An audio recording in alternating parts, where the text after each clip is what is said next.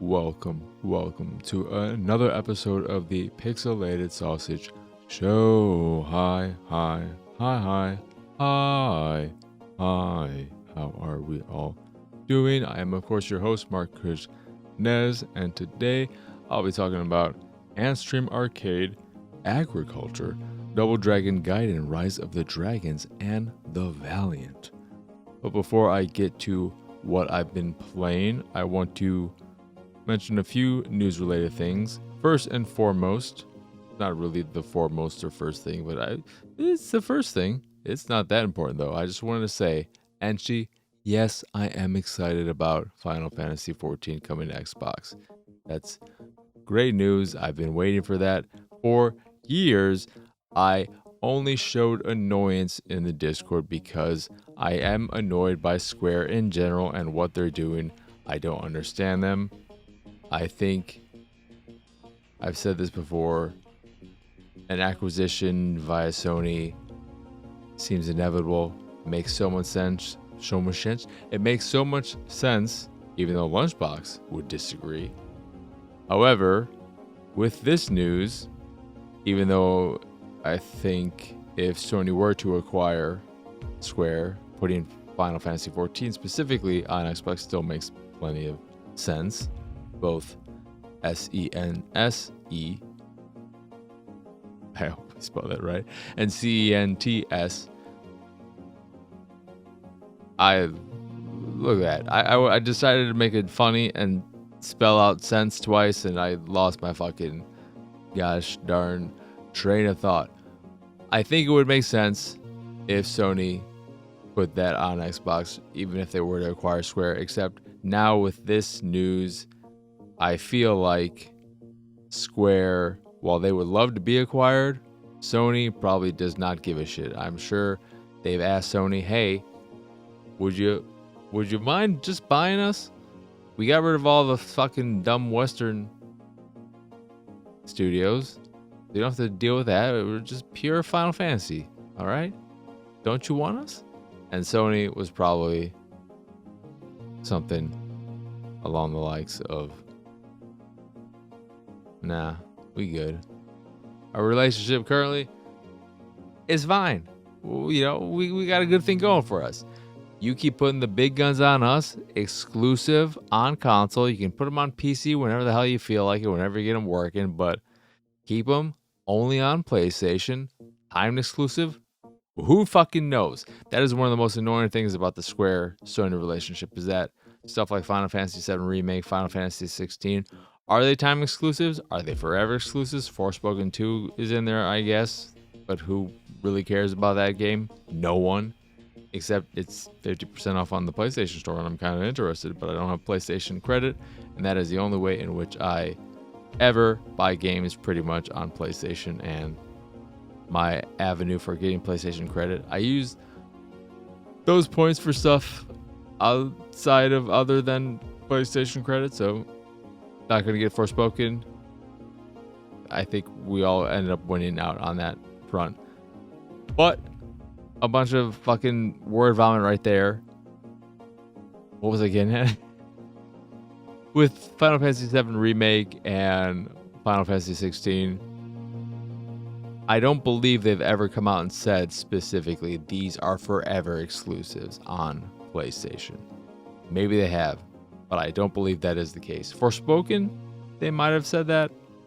Either way, if they're time exclusives, how long? What is the time frame? Just give us some gosh darn transparency, or put a ring on it, Sony, and acquire them 100%. Something or other, because I look at those games and I think, okay, I'm fine waiting if they will eventually come to Xbox. That's what I've been doing with Final Fantasy XIV this whole time, and now it's finally coming. Exciting. I'm glad it's coming. It's still going to be a while. I'm glad it's not coming until spring of 2024, because that gives me time to maybe actually be in a place where I could play it, because there's no way in hell if it came out this year, I'd feel like I have the mindset and time to play it. But with that, I keep distracting myself. I keep going off these fucking data. Whatever. Just fucking say something about remaking 16. Are they ever coming? That was it. That was it again. I don't mind waiting if they will eventually come to Xbox. I just want to know, are they eventually coming to Xbox? Do I have to wait 5 years? Is that the time exclusive time frame? Just give me some fucking transparency. Let me know. Let me know if I should keep waiting or if I should buy them on PlayStation. Because I would like to play them. I would like to play them. And I don't mind playing them on PlayStation. I don't have any ill will towards PlayStation. I love the PlayStation 1, 2, and even 3 to an extent. But 4 or 5, Sony kind of annoys me. Not that Xbox is super great. Except I think under Phil Spencer, I've liked a lot of what they've done. There are a lot of ways they can improve as well, but the backward compatibility stuff they did, even though that's no longer a thing they're doing, that was very important to me. And off of that, let's move on to the other bit of news, which was Hasbro coming out and saying that they wanted to, and also coming out even more recently and apologizing for throwing shade at Activision, but saying they would love to see post-acquisition Microsoft bring back old Transformers games to digital storefronts. This is something I never even considered, but the idea of, or the concept, the prospect of Microsoft bringing back delisted games to digital storefronts, whether that be all of them or just the Microsoft side of things, is a very desirable potentiality. For me, I would love it if the Transformers games return to stores and were able to be purchased digitally, because anything that allows me to not have to put a disc in, I'm all for. And then it got me thinking, well, I'm pretty sure they put out, Activision that is, put out the most recent TMNT game. I think it was Mutants in Manhattan. The Platinum-made game, which was a crushing and depressing and awful, and why was it so bad disappointment coming off of Transformers Devastation, which was fantastic. Man, I was so excited. After that Transformers game, I thought, just do this with the Turtles and it'll be great. And they didn't do that. They did some other dumb shit and it was real bad. But that game is no longer purchasable digitally. So the only way you could play it is if you had the disc. I have the disc. I have both the disc for 360 and Xbox One because I'm that way. But I would love for it to return to digital storefronts just because of, what is the term again? I'm forgetting the term. With the classic games, they talked about it. Preservation, that's the word. I want preservation. But you know what I don't want to preserve? This episode of the podcast, because it's a fucking mess already. So let's just get on to what I've been playing. We got news out of the way. Final Fantasy 14, thumbs up, Enchi. I am excited. Did you play it? I can't even remember if you played it or not. Let's play it. We're not gonna play it. I mean, I might play it and you might play it, but we're gonna play it together. Bullshit. Anyway, and bring back bad TMNT games to digital storefronts. All of them. Bring all the bad ones. You can bring some good ones too, but bring all the bad ones. But on that note, Microsoft, be the middle person. Broker more potential things where you can bring back delisted stuff. Especially, to me, I've said this before, any game that is backward compatible, which means they've made some kind of agreement to allow it on the modern consoles. If they're delisted, fix that. I want to have all these games digitally if possible. Fuel, I don't want to have to bust out my 360 disc if I want to play that on my Xbox Series X. Put it back on digital storefronts. Sons of bitches. Anyway, let's get on to what I've been playing. Starting with Antstream Arcade. This is something that has been around for a while. I recently realized. Shut. Don't you say anything. Stop fucking saying what I'm. Google, stop. Shut up. Thank you. Jesus Christ. I hate fucking Google. I was worried that I was going to count hate as hey, and it's the worst. It's so bad. Anyway, Antstream Arcade is something that's been around for a while, I realize. I think maybe as early as 2020, maybe even earlier, but it just recently came out on Xbox, and there was a bit of news about that where I believe they thanked Phil Spencer for helping make it happen. And this is a streaming platform with 1,300 plus classic games, ranging from arcade titles to some, I think they have SNES versions of third-party games, and not Genesis, but the Mega Drive. I don't know if that's an important differentiation or not, but that is how they worded in there. And a bunch of other older consoles, which is what makes a lot of the library, because they're old consoles that people don't care about or remember, so it was probably easy to get a fair amount of their libraries. But you have a lot of classic games in here, and there are some known quantities, some big games like the original Mortal Kombat, and that was the one that stuck out the most. There's Top Gear 2, but not Top Gear 1, which annoyed me. You've got the Ninja Gaiden arcade game, which I have no recollection of, and when I started playing it and immediately was in this beat 'em up game where I was fighting against a bunch of Jason Voorhees, I was very confused and I wasn't overly fond of it. But it is a streaming platform that has all these classic games on it, and it works surprisingly well. I was somewhat pleasantly surprised by the overall responsiveness of it. I would not recommend fighting games in it, though you don't have to worry about that all too much, because what's there outside of Mortal Kombat, not great. Do you really want to play Clay Fighter? No, you don't. You don't. Trust me. I went back and I played a little bit of it. No, you're good. So I would avoid fighting games, because as responsive as it is overall, it does have its occasional hiccups, and fighting games are one of the genres that it is most noticeable in.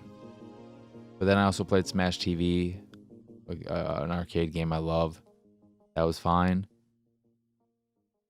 But there are moments where it kind of has a bit of slowdown, a little bit of lag here and there. But overall, it worked surprisingly well compared to other streaming services I've dabbled in the past. The problem I had with it, though, is that, one, I don't like the UI. I think there are many ways in which it would allow, or it would be nice if they had. I don't like that you can't search by various they have their bespoke or whatever categories that they have in there, but you can't search via or select various platforms. So you can't just say, show me all your arcade games, show me all your SNES games, all your Mega Drive games. Not that I saw, at least. You can go by genres, and they have a search function, of course. But then there's no real explanation of what is going on, because there are a bunch of challenge systems on the platform. But what exactly they mean, what this currency is, I'm not sure. And this is a platform that works off of a subscription service, a subscription model. So you can pay $30 for a year subscription, or I believe it's $80 for a lifetime subscription. The lifetime subscription's not a bad deal if you are confident the service will be around for at least 3 years. I'm not confident, but I'm also not confident you're really going to want to use it for more than a little bit, because given its nature, the selection of games is not great. You're not gonna have you're not gonna want to play a lot of these games. I don't think that, Earthworm Jim's another big hitter there, which did not feel good. That was maybe even more so than Mortal Kombat, the game that felt the most off in terms of responsiveness and input lag and stuff of that nature. And I think it's weird that unless I missed something, because I did get a code for it, and I believe my code was for a year subscription, so for a year worth of it. I think it's weird that it doesn't have a free-to-play version, that it's not just this free app that you then download and can peruse, and if you see that it's full of games you'd like to try, you can then purchase a subscription. Because it would make sense. To me, what would be great for this service for Antstream Arcade is if it was free to download, and then they had a rotating collection of games you could stream for free, or just a single game that rotates every hour, every whatever.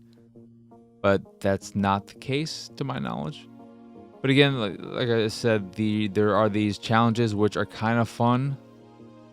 They come in two forms that I could tell. Again, the platform, the service does not do a great job of explaining what all these things are, what all these various icons are, because there are these rocket ship icons that show up on certain games that I wasn't sure if that meant this was some weird home brew thing or something, but it was to indicate a game had an active challenge going on in it, because there are these group challenges where everyone can chip in and fight against, I don't know if it's another big player or AI or a certain high score thing, and you use your collective high scores to try and put the balance on your side. And if you do, you might get some of the in-game currency, which again, I don't know what the fuck that is for, because again, doesn't explain fucking anything. But it's a neat service that I want to say has potential. They need to iron out kinks, and there's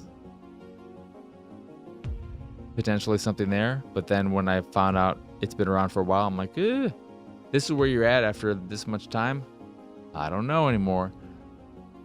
And also, I question the quality of the emulation, because there were instances where I was playing a game that maybe I wasn't familiar with, and there'd be no in-game music at all, and I wasn't sure if that was the way it was supposed to be, or if it was for emulation, or if there was something else going on. And other instances where maybe the sound effects were borked. And then in one of the early reviews I read for the original release in 2020, there were comments about how the emulation is spotty, and there were cases where a game was void of all sound effects, was void of all this, void of that, and that seems to still be the case. But again, it could just be that these games never had that, but it seems weird to me for a game, especially a racing game, for instance, to not have any music at all during the races. They had menu music, but then in the races, it was just pure sound effects, and that seemed a little weird to me. But maybe that was the case with the one game I was playing. Not sure. I didn't go and do a bunch of research, but if you want to try it out, I guess you're forced to pay, but maybe you're not. Maybe, fingers crossed, and I'm wrong, and you can try it for free. But if not, I guess you have to take the $30 bullet for a year if you want to dabble with these games. I would go on their website and look up what games are there to see if there's enough there for you to give it a shot. That is Antstream Arcade, which I keep wanting to call Alien Antstream, and it bugs the shit out of me. Next up is Agriculture, which is a single-player puzzle game that got tedious almost immediately. I can't think of the last game I played that turned me off so immediately. This is a game where you have, and it seems like every level, you've got 4 minutes to complete it. And what you're doing is towing, whatever. What are you doing when you're fucking tilling? Is it tilling the soil? Where you're making the soil ready for planting. And then you take your various crop seeds, you plant them, you water them once, they grow, you harvest them, you collect them, and you sell them. And that is the puzzle thing. So you have your two plots of, I think, maybe 6x6 squares.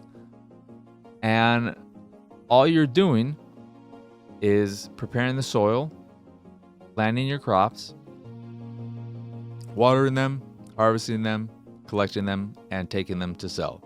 And that is the puzzle. The challenge comes in making sure you water the plants before they shrivel up and die. You'll have to collect water after you hit a certain point where you're planting a whole bunch of stuff because you'll run out. But that is all you're doing.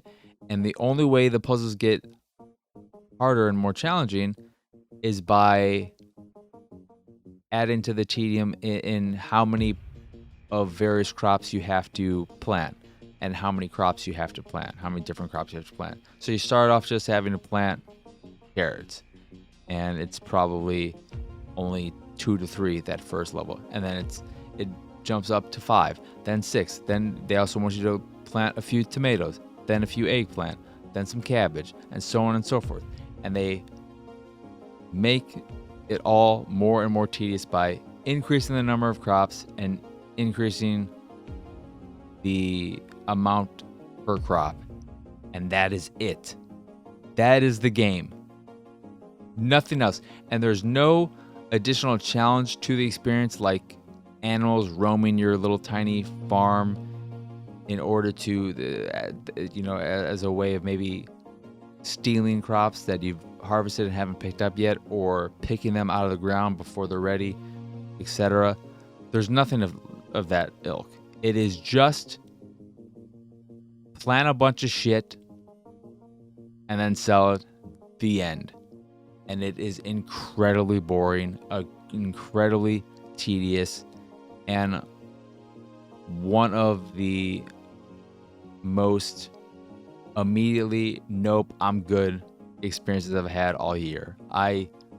When I realized what the game was, and that was all the game was, I was super bummed and super uninterested in sticking with it.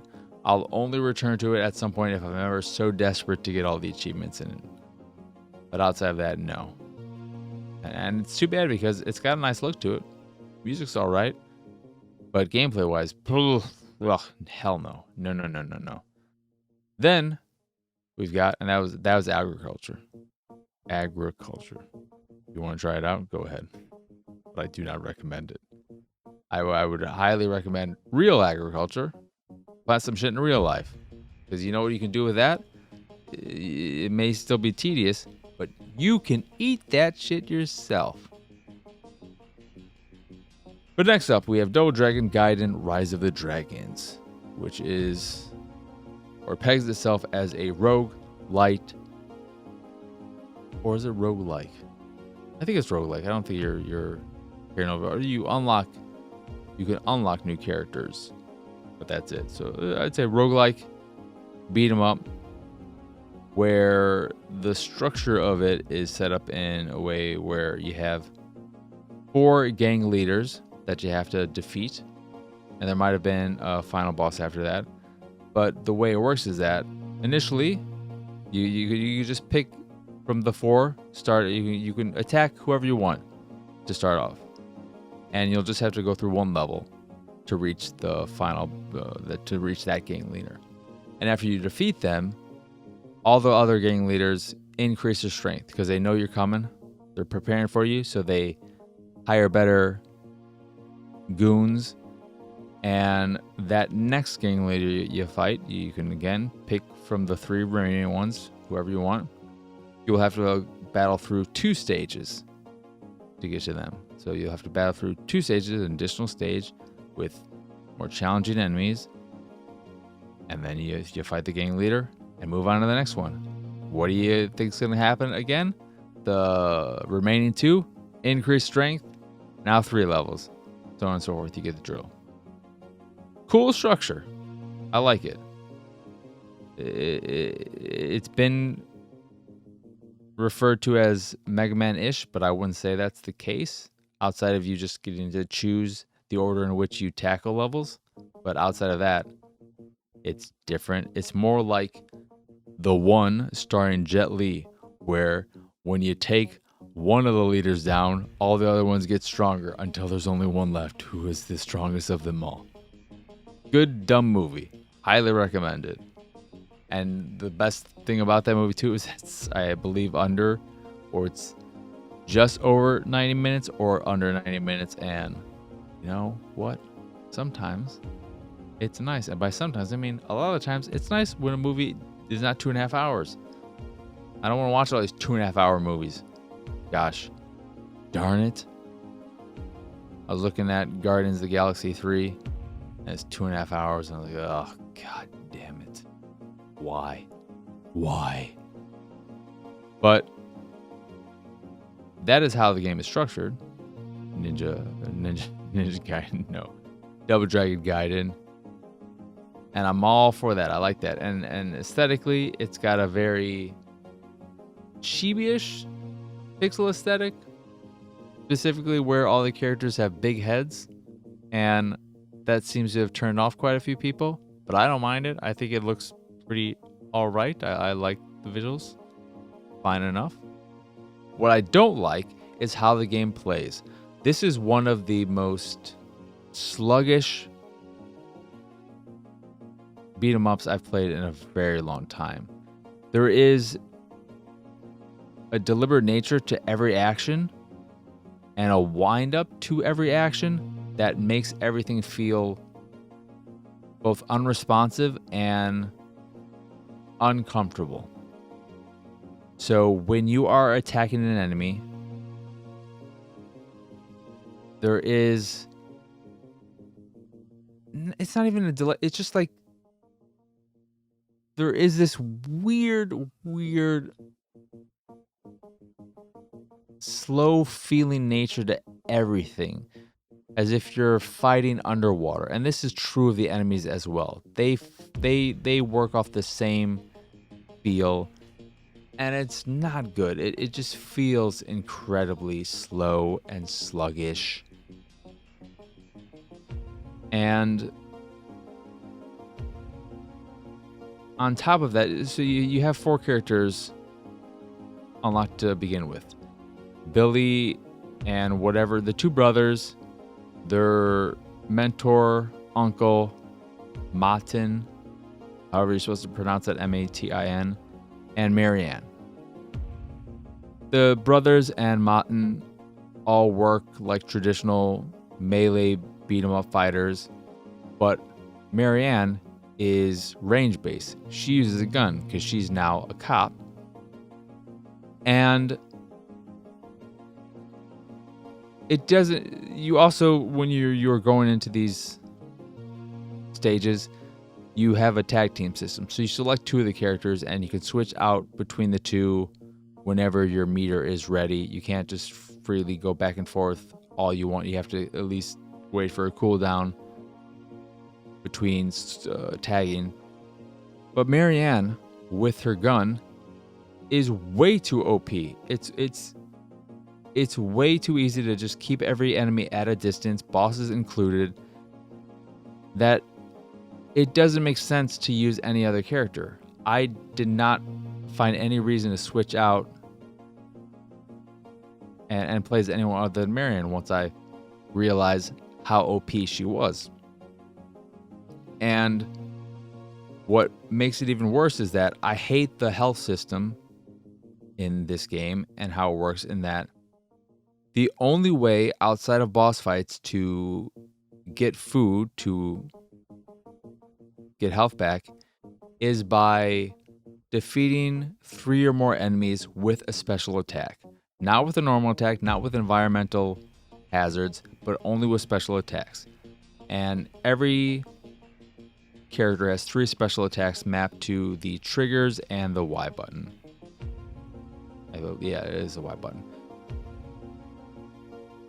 And Marianne's special attacks are way, way, way better because they're weapon-based at taking down groups of enemies, as opposed to all the melee fighters who do things like charging in front of them and taking out enemies that way, or doing a dive punch, and so on and so forth.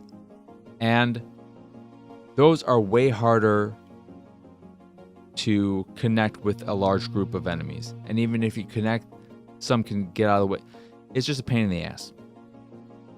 But you have Marianne, and specifically her second special, which is the left trigger one, which is her firing a bazooka.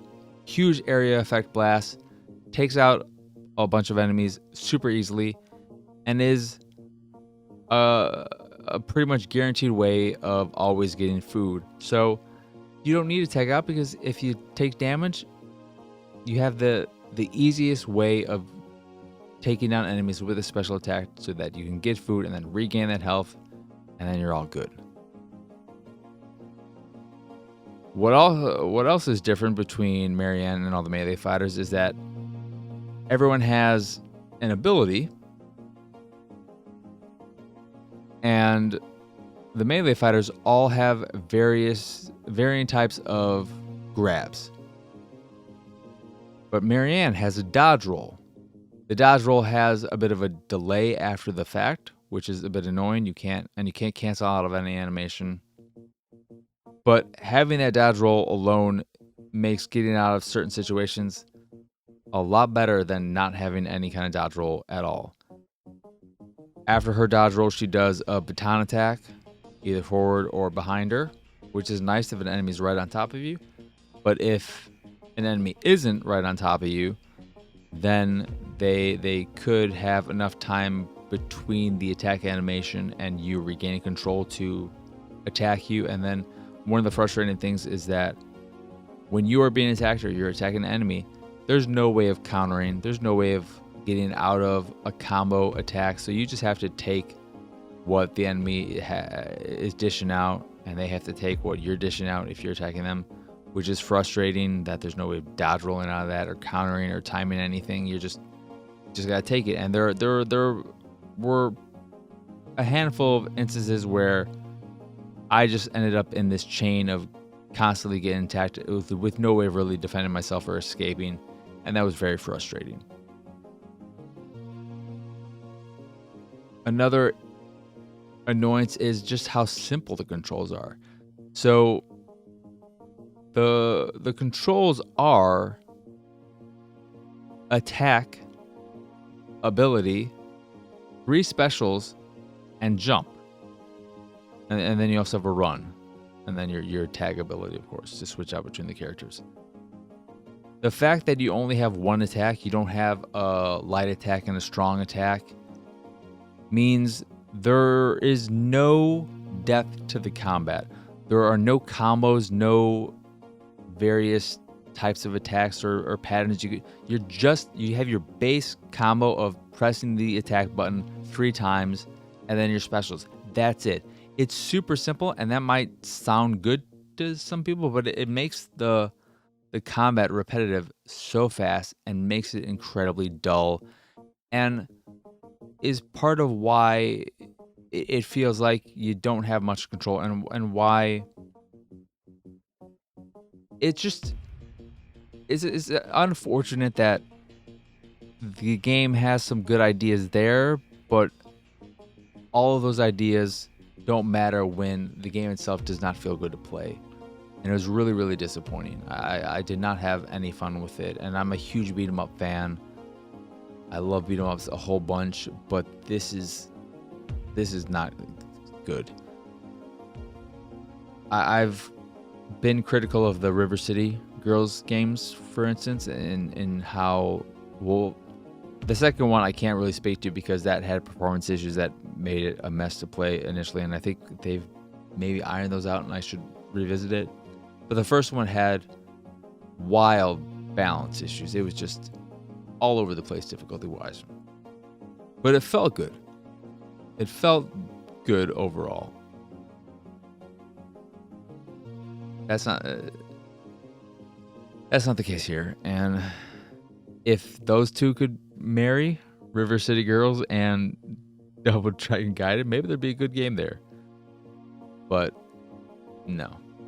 And again, Marianne breaks the game, so that also makes it not fun when you have this one character who's so clearly better than the other. There is no reason to play as any of the other characters. You'd be doing yourself a disservice. You'd be making the game significantly harder for yourself by playing as anyone other than Marianne. If I could play as Marianne, teamed with Marianne, I would 100% do it, but you can't do that. But that's Double Dragon Gaiden Rise of the Dragons. Last up is the Valiant, and I'm not going to spend a lot of time on this. This is a real-time strategy game. I played on Xbox. It is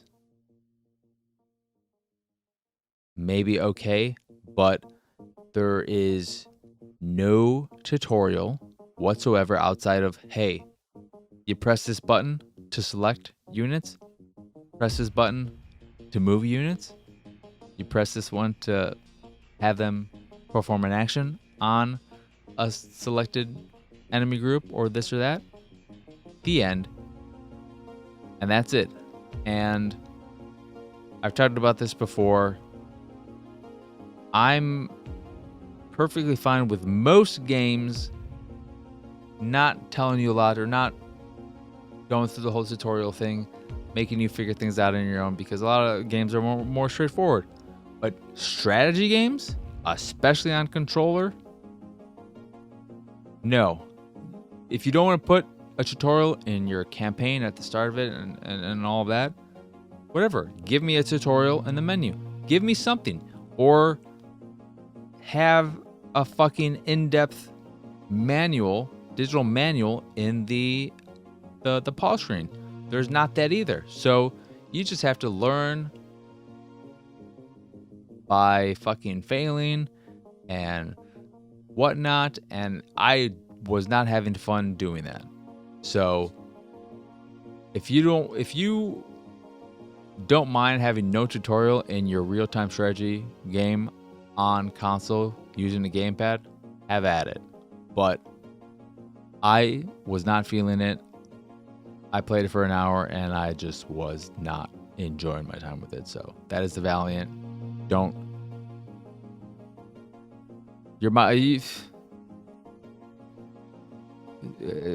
Progress. You go at your own risk, is what I say about that. That is going to do it for this here episode of the Pixelated Sausage Show. Once again, I am Marcus Nez. Y'all can find me pretty much everywhere at PX Sausage. I said this before, pretty much done with Twitter, X, whatever you want to fucking call it now. But I saw, because I still have it on my phone, and I saw that the name has been changed to just an X, and that annoys me even more, just seeing that single X there, that I did delete it from my phone because I cannot have that extra ugliness on my home screen. But I'm pretty much everywhere at PX Sausage. The site, YouTube, Patreon, Discord, and so many other links can be found over at pxsausage.com. That is pxsausage.com. Of course, the Patreon is the best way to support the show and the site if you so choose, which is patreon.com/pxs. But that is it. That is all. So again, or as always, thank you for watching or listening. I hope you enjoyed this here episode, and I hope you have a wonderful, wonderful rest of your day, and a lovely rest of your week, and a lovely weekend. But for now, adios, arrivederci, bye.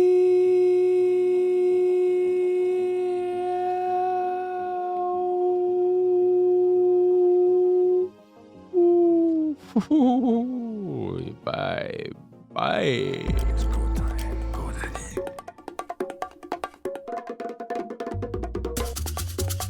It's go time.